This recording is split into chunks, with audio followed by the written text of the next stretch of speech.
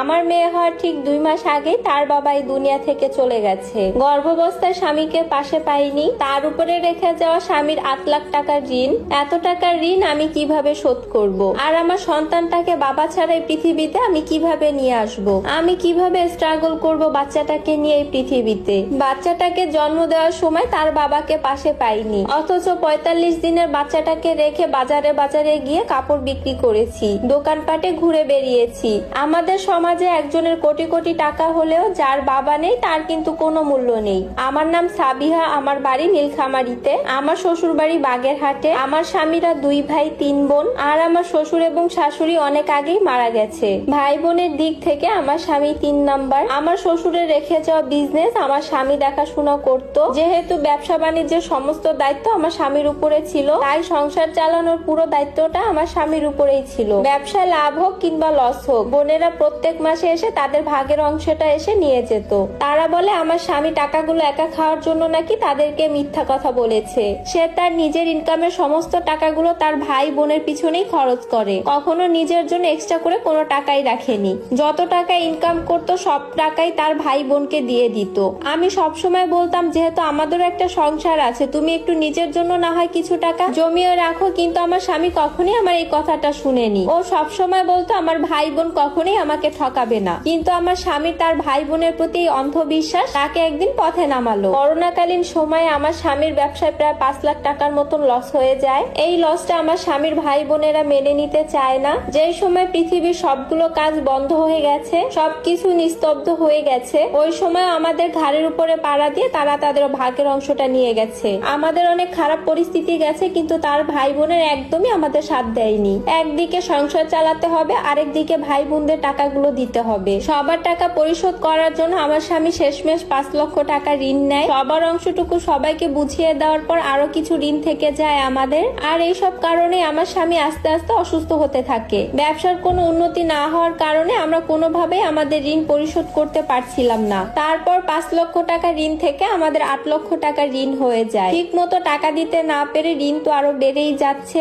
একদিকে সংসার চালাতে হচ্ছে, অন্যদিকে আবার বাড়ি ভাড়া। এর মধ্যে আমিও প্রেগনেন্ট হয়ে গেছি, তাই চেকআপের খরচ বহন করা, আমাকে অনেক ভালো ভালো খাবার খাওয়ানো, সবকিছু নিয়ে আমার স্বামী অনেক বেশি চিন্তিত হয়ে পড়ে। আমার শ্বশুর শাশুড়ি মারা যাওয়ার পর সংসারের পুরো দায়িত্বটা আমার স্বামী পালন করে। আমি আমার স্বামীকে যথেষ্ট হেল্প করেছি। আমার বাপের বাড়ি থেকে গয়নাগুলো সবগুলো আমি বিক্রি করে দিয়েছিলাম। আমি সবসময় আমার স্বামীকে বলতাম এইসব বিষয় নিয়ে একদমই তুমি চিন্তা করবে না, আমার পক্ষে যতটুকু সম্ভব আমি ততটুকুই তোমাকে সাহায্য করব, বাকিটা সবকিছু আল্লাহ দেখে নিবে। আমি মনে করতাম যেহেতু আমাদের পরিবারে একটা নতুন সদস্য আসছে, এই সময় আমার থেকে আমার স্বামী সুস্থ থাকাটা সবচেয়ে বেশি জরুরি, কারণ আমাকে সে দেখাশোনা করে, ডাক্তারের কাছে নিয়ে যায়। আমার বাবু হওয়ার 2 মাস আগে আমার স্বামী স্ট্রোক করে। ওই সময়টাতেও আমার স্বামীর ভাই বোনেরা আমার কাছ থেকে টাকা পয়সা চাওয়া একদমই বন্ধ করেনি। সেই সময়টাতে তারা আমাকে সান্ত্বনা দেওয়ার জায়গায় বারবার করে আমাকে জিজ্ঞাসা করছিল তার ভাই কোথায় কোথায় কি রেখে গেছে, আর তার বাবার কি কি সম্পদ আমি নিয়ে ফেলেছি।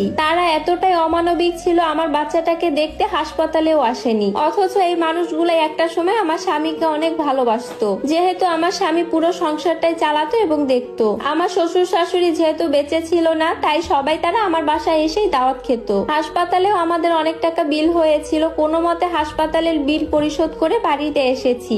আমার বাপের বাড়ির অবস্থা তেমন একটা ভালো না। বিয়ের সময় তাদের পক্ষে যতটুকু সম্ভব আমাকে গয়না দিয়েছিল। বাপের বাড়িতে যে বসে বসে খাবো সেই অবস্থাও ছিল না। কোনো উপায় না পেয়ে বাচ্চার বয়স যখন 45 দিন, সেদিন থেকে আমার যাত্রা শুরু করলাম। আমার স্বামীর দোকানে সবগুলো মাল আমি বের করেছি, বস্তায় বস্তায় করে বাজারে বাজারে গিয়ে বিক্রি করে আসতাম। আমার মেয়ে সিজারে হয়েছিল, আর একজন সিজারের রোগী জানে সিজার হওয়ার পর হাঁটাচলা করতে কতটা কষ্ট হয়। আর সেই সময়টা সিজারের 45 দিন থেকেই আমি বস্তা টানা শুরু করেছিলাম। এসব দেখার পরেও আমার জামাইয়ের ভাই বোনদের আমাকে দেখে একটুও মন গলেনি। উল্টো তারা বলছিল আমার যেহেতু মেয়ে হয়েছে আর আমার স্বামী মারা গেছে, তাই তাদের সম্পদের কোনো অংশই আমি কিংবা আমার মেয়ে পাবো না। আমার মাথায় তো তখন 8 লক্ষ টাকা ঋণ ছিল। আমি কিভাবে সেই ঋণটা পরিশোধ করব আমি সেই চিন্তাই করছিলাম। আমার মেয়েকে সারাদিন আমার মা দেখাশোনা করতো, আর সারাদিন আমি দোকানে দোকানে কাপড় বিক্রি করতাম। আমার স্বামীর দোকানে রেখে যাওয়া কাপড় আমি সারাদিন রাস্তায় দাঁড়িয়ে দাঁড়িয়ে বিক্রি করেছি। বিক্রি করে যেই টাকাগুলো পেয়েছিলাম সেই টাকাগুলো দিয়ে কিছু ঋণ পরিশোধ করেছি, আর কিছু টাকা তার ভাই বোনদেরকে দিয়েছি। এবং দোকানটা যেহেতু একদমই খালি হয়ে গিয়েছিল,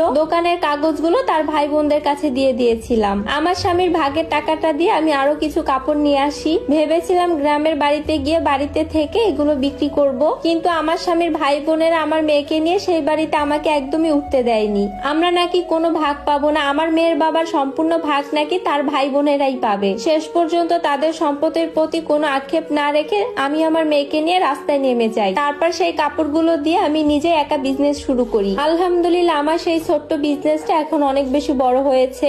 এখন আমার নিজেরই একটা দোকান আছে। অনেক সময় তো আমার বাড়ি থেকে এসে কাপড় নিয়ে যায়। ধীরে ধীরে আমার স্বামী সমস্ত ঋণ আমি একাই পরিশোধ করে ফেলেছি। তার ভাই বোনেরা তো আমাকে 1 টাকাও ছাড় দেয়নি, বরঞ্চ আমাকে আরো বাড়ি থেকে বের করে দিয়েছে। ভাই বোন যতই আপন হোক, প্রত্যেকটা পুরুষের উচিত এমন ব্যবস্থা করে রাখা যেন তার অপরিবর্তে তার স্ত্রী এবং সন্তানের কোনো অভাব না হয়।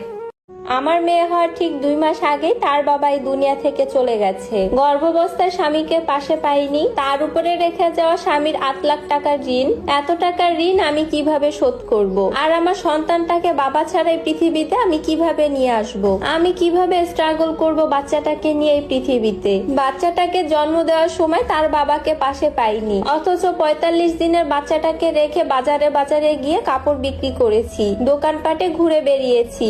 আমাদের সমাজে একজনের কোটি কোটি টাকা হলেও যার বাবা নেই তার কিন্তু কোনো মূল্য নেই। আমার নাম সাবিহা, আমার বাড়ি নীলখামারিতে, আমার শ্বশুর বাড়ি বাগেরহাটে। আমার স্বামীরা 2 ভাই 3 বোন, আর আমার শ্বশুর এবং শাশুড়ি অনেক আগেই মারা গেছে। ভাই বোনের দিক থেকে আমার স্বামী 3 নাম্বার। আমার শ্বশুরের রেখে যাওয়া বিজনেস আমার স্বামী দেখাশোনা করতো, যেহেতু ব্যবসা বাণিজ্যের সমস্ত